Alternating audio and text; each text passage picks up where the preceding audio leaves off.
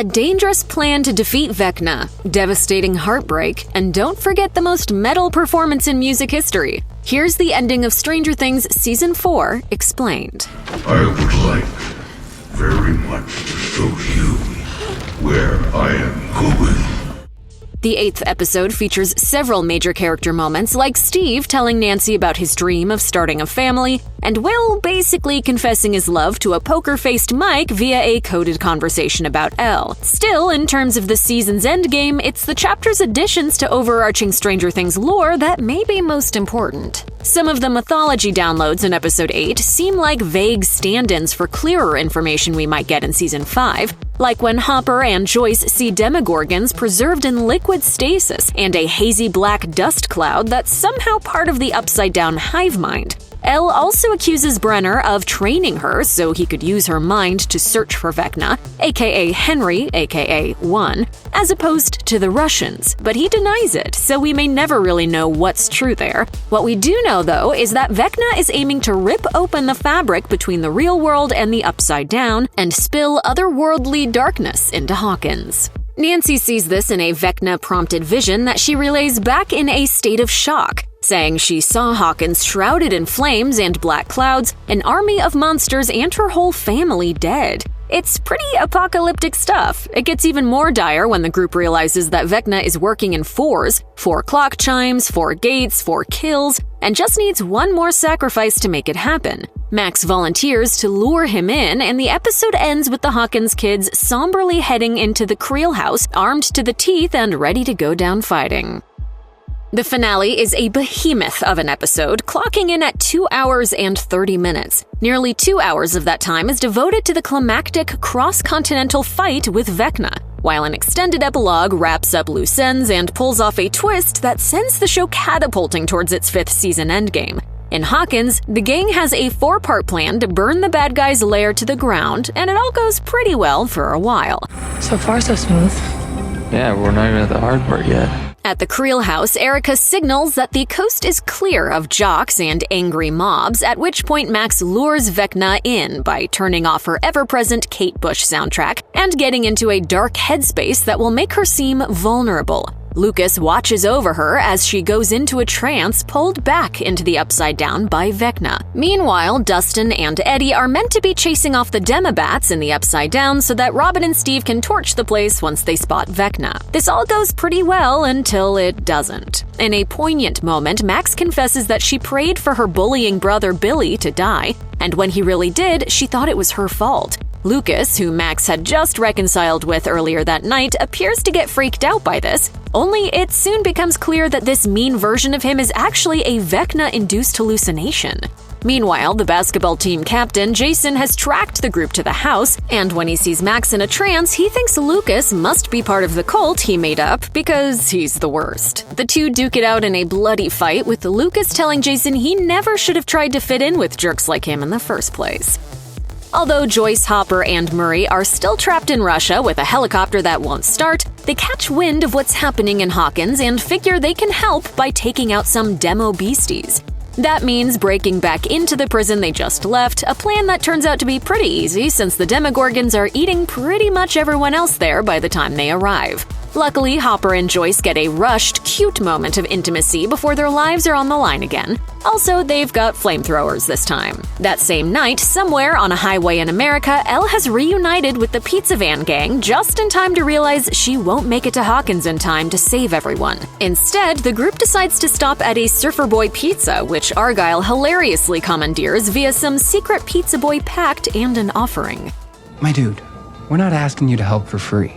You ever partake in Purple Palm Tree Delight? The group fills the pizza freezer with ice water and salt to make Elle a sensory deprivation tank so she can help Max from afar by going to that inky black astral projection space. There's also a funny bit where Elle and Argyle force Mike to try pineapple pizza, and Jonathan has a heart-to-heart with Will that, like all other conversations about Will's sexuality this season, involves one person talking around a subject with coded language and the other one not saying much at all. Still, it's a sweet brotherly moment and a much-needed gesture of love for Will. I don't want you to forget that I'm here.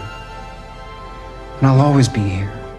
By this point, this 1-2 punch of Stranger Things episodes has given almost everyone a big calm before the storm moment that, for fans who are used to this TV show ripping their heartstrings out, makes it seem like any of them could die at any moment. Hopper and Joyce finally make out, Lucas and Max plan a movie date, Steve tells Nancy he pictures a future with her, and Eddie seems to have fully dropped his edgelord persona and is now besties with Dustin. Never change. Dustin Henderson. Promise me? Unfortunately, it's that last group that the clock finally runs out on. Eddie and Dustin's plan has an epic start. The metalhead shreds his electric guitar, playing Metallica's Master of Puppets to draw the swarm of Demobats away from where Nancy and Robin are headed. Only the bat swarm starts to leave the pair alone after cornering them in the upside-down version of the trailer.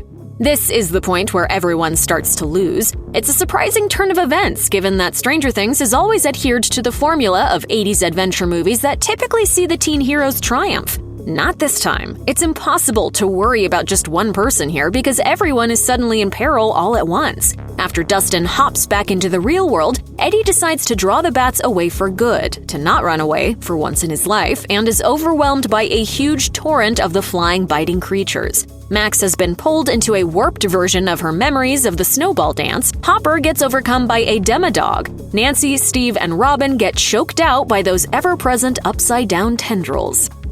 Elle reaches Max and Vecna, but she can't stop him from hurting Max. We see her body twitching in the pizza parlor freezer as she tries to stop the villain, but it's just not working. Before I kill you,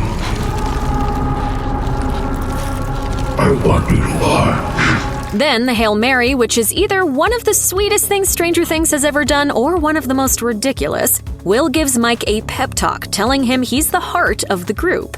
Mike, who's had a bad case of I love you constipation for several seasons now, starts telling Eleven every nice thing he can think of to say about her. He says she's a superhero with or without powers, and he's loved her since the day he met her. He's being her version of Kate Bush, basically, tethering her to reality when Vecna's realm threatens to swallow her.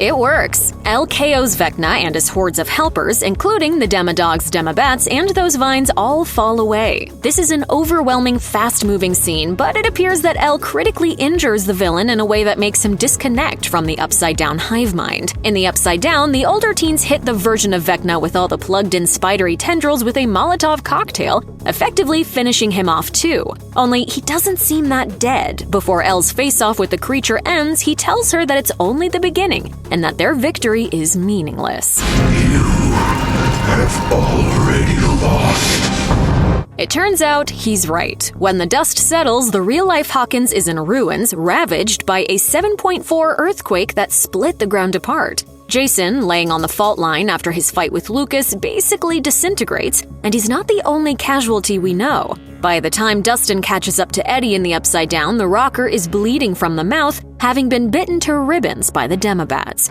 I didn't run away this time, right? Dustin is there for him as he dies a hero, even if no one else knows it.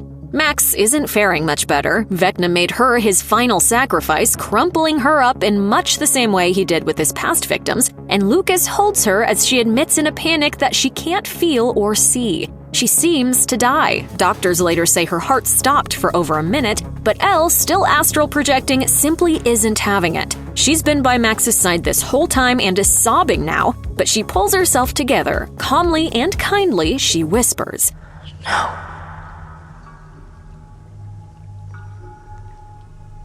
You're not going." Somehow, as a blur of their memories rushes by, she makes Max's heart beat again. Elle almost seems angelic or deity-like in her ability to resurrect her friend, but her powers have also obviously expanded since she regained them. It's almost as if whatever dark hold Vecna holds over people, Elle has the opposite. Either way, when the action picks up 2 days after the fight, Max is alive but in a coma. Poor Lucas has already read all of the talisman out loud to her. Some of the teens are helping out at the community center where Dustin tells Eddie's uncle he was a hero. The news is calling Hawkins a gate to hell opened by Eddie and the Hellfire cult, but Mr. Wheeler doesn't trust all that BS. Great. More hysteria. Just what we need. It's the news. Now indistinguishable from the tabloids. The pizza van gang makes it home, as does the squad from Russia. Hopper and Elle reunite, and if we hadn't already been crying for the last 40 minutes, we would be now. They're not exactly happy, but they're all together. Except Will says he knows Vecna is still out there in some form or another. Then he gets a sudden chill, the same kind that indicated the Upside Down's presence in Season 2. The season ends on an ominous, massive cliffhanger. Within moments of Hopper's return, ash begins to fall. At the hospital and the community center and Hopper's cabin and Mike's house, gray particles drift insidiously through the air, while all our favorite characters look on. A group including the Byers family, the Wheeler siblings, and Hopper heads out to an open field. There's a line straight through the blooming flowers. On one side, life. On the other, everything is dead and gray. On the horizon, red lightning cracks and black smoke chokes the sky. It's Nancy's vision, and Vecna's dark dream realized. The Upside Down and the real world are now one and the same. Check out one of our newest videos right here. Plus, even more Slash Film videos about your favorite stuff are coming soon. Subscribe to our YouTube channel and hit the bell so you don't miss a single one.